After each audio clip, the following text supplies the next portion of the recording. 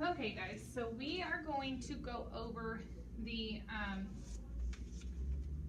over decimals. So we're going to be talking about place value and comparing and ordering. So first I'm going to just talk about place value. So we're just going to put a decimal. Actually, I'm not going to put a decimal yet. I'm going to write the number 437.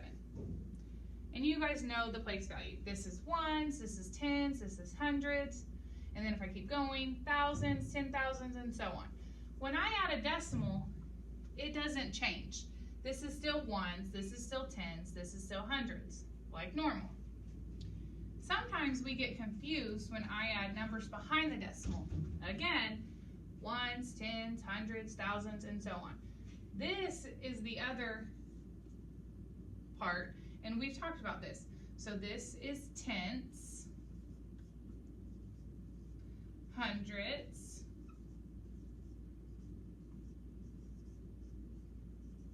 and what comes after hundreds? Thousands. You guys know this.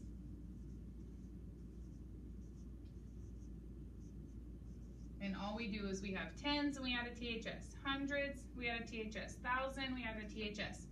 So this is still ones, tens, hundreds, thousands. This is the new part, but it's tenths, hundreds, thousands. And then when I compare numbers, so let's say I have 3.1 and 2. Let me change that. 3.11. Automatically, sometimes we're going to say, I'm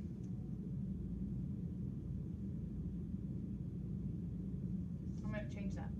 3.1, 3.10. We're going to say this is bigger, but it's not. These are equal because remember this 0, it doesn't change anything. So I can add a 0 here.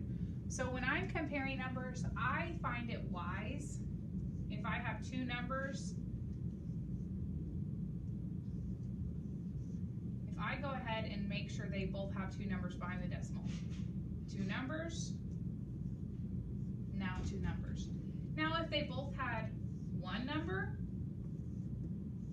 I don't need to add an extra number. I don't need to add zeros because 7 is always greater than 6. So like this is going to be bigger because this is 10, this is 9. So when you have, again, one number behind the decimal, you're going to add zeros to help you with that. Checking the time.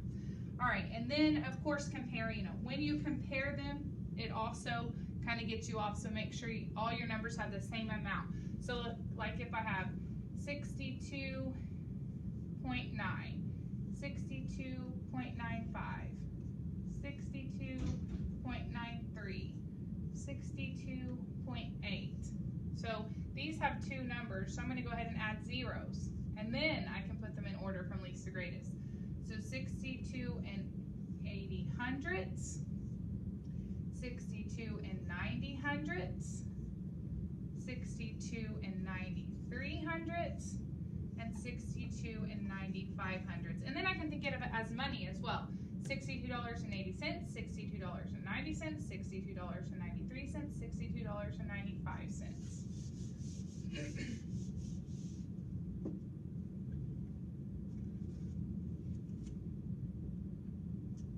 I think you guys can do this worksheet pretty easily. Remember that you look at that decimal, and just because it's behind the decimal, it's still tenths, hundreds, thousands, and then this is ones, tens, hundreds, thousands, 10,000s, 100,000s, and so on. So just because of your decimal doesn't change this side. This side is tenths, hundreds, thousands. I think you guys will do a great job. Hope you guys enjoy centers today.